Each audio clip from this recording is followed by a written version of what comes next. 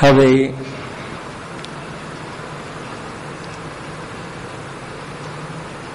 સાયંકાળના સંધ્યા સમયના પ્રભુના વર્ણગીતમાં ગોપીજનો કરે છે. ગા ગોપકૈરનુવનમ નયતોરુદાર વેણુસ્વનૈકલપદૈ તનુભૃત્સુ સખ્યઃ. તનુ એની માથે મીડું છે ને એ નકામું છે. તનુભૃત્સુ સખ્યઃ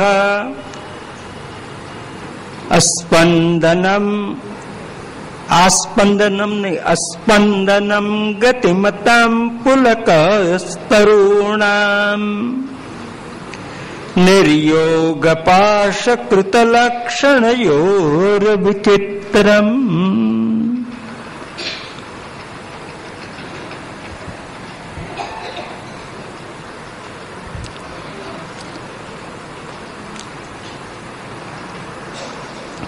ગા ગોપકૈરનુવનમ નયતોરુદાર. ગાયો અને ગોવાળોને એક વનમાંથી બીજા વનમાં, બીજામાંથી ત્રીજા વનમાં ભગવાન લઈ જાય છે. જેમ આપણી ગાયો એટલે ઇન્દ્રિયો અને ગોવાળ એટલે આપણો જીવાત્મા, એને પણ ભગવાન એક વનમાંથી બીજા વનમાં, બીજા વનમાંથી ત્રીજા વનમાં વેણુ સ્વનૈ કલપદૈ સ્તનુભૃત્સુ સખ્ય. ભગવાન વેણુનાદ કરે છે. વેણુ સુંદર વેણુનો સ્વર કેવો છે? કલપદૈ. કલ એટલે મધુર લાગે. ભલે એનો કોઈ અર્થ નહીં પણ સાંભળવામાં મધુર લાગે, એનું નામ કલપદૈ.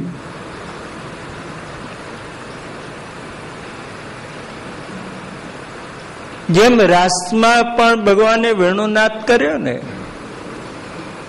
તો ત્યાં સુખદેવજી એ જ વર્ણન કરે. તદોડુ રાજા કકુભ કરૈર્મુખમ પ્રાચ્યા વિલિમ્પન્ન ઋણેન સંતમય સચર્ષણીના મુદકાચ્છુચો મૃજન પ્રિય પ્રિયા ઇવ દીર્ઘદર્શન.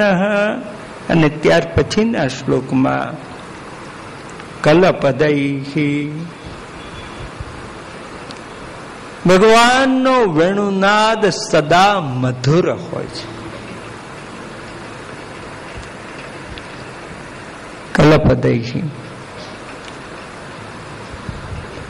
અથવા તો વેણુસ્વનૈ, એક વેણુનો નાદ, અને બીજો મધુર નાદ ભગવાને ચરણમાં નુપુર પહેરેલા,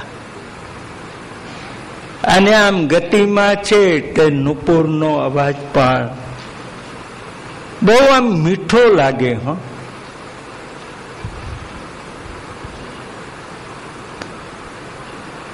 હવેની પેઢીને તો નુપુરનો અવાજ કેવો, એટલે એને સ્વપ્નું હશે.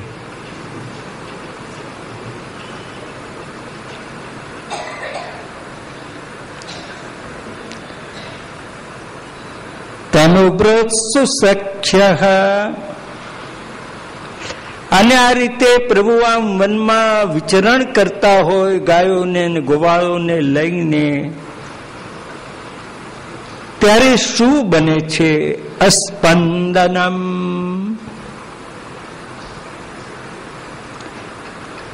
જેનામાં ગતિ છે એની ગતિ રોકાઈ જાય છે.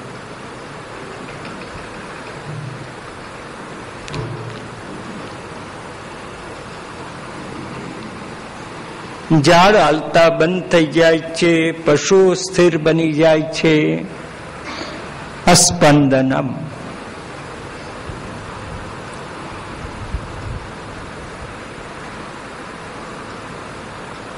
પ્રભુનો વેણુનાદ શ્રવણ કરતા વૃક્ષોને રોમાંચ થાય છે.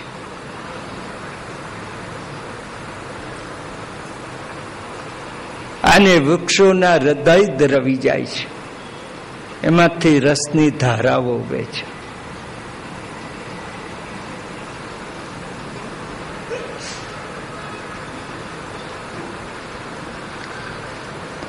ભગવાનના હાથમાં શું છે? તો વાંસી નથી.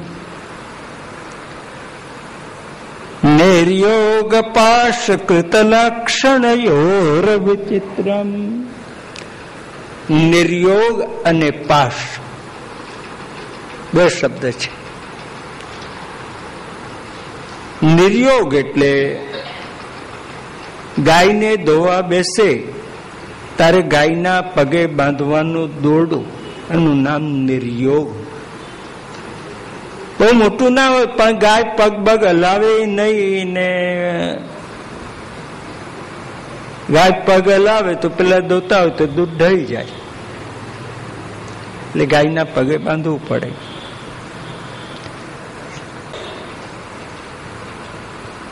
નિર્ગત યોગા નિર્યોગા. જે આ પરમ ભક્તિમાં યોગ ગૌણ બની ગયો અને ભક્તિ પ્રધાન બની ગઈ અને યોગ ત્યાંથી જતો રહ્યો અને છતાંય પ્રભુનો સંયોગ થઈ ગયો, એનું નામ નિર્યોગ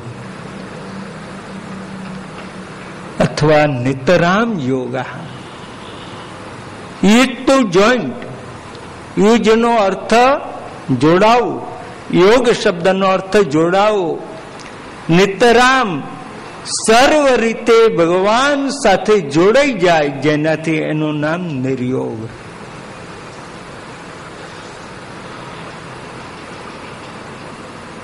પ્રભુ આપણા મનને આવા એની જોડે બાંધી દે એના પાસથી, તો કમથી કમ આપણું મન તો બીજે ભટકવા ના જાય.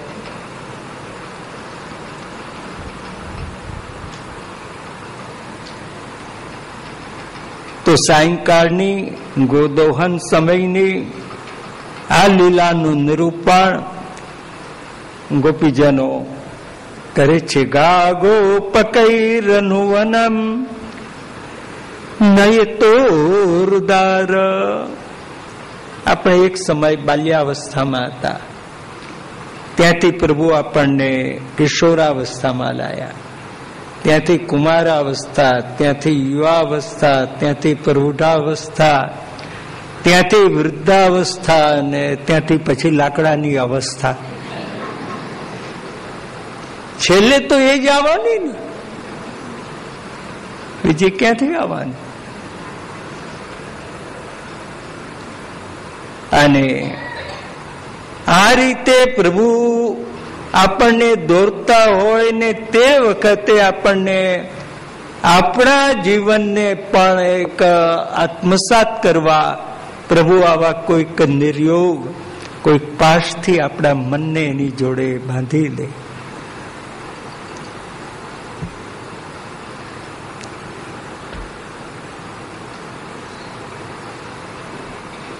અને અસ્પંદન ગતિમતામ. પ્રભુનો વેણુનાદ એનું એ સામર્થ્ય, જંગલમાં જતી ગાયો અટકી જાય, વાછરડા અટકી જાય, હરણા અટકી જાય, એની ગતિ અટકી જાય છે.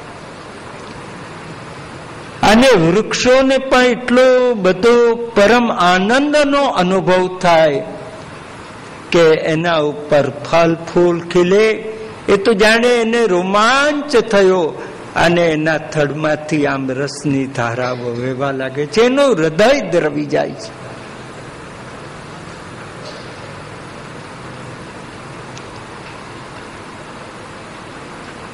સેવા તો એને જ કહેવાય કે કરતા કરતા આપણું હૃદય દ્રવી જાય, આંખ દ્રવી જાય.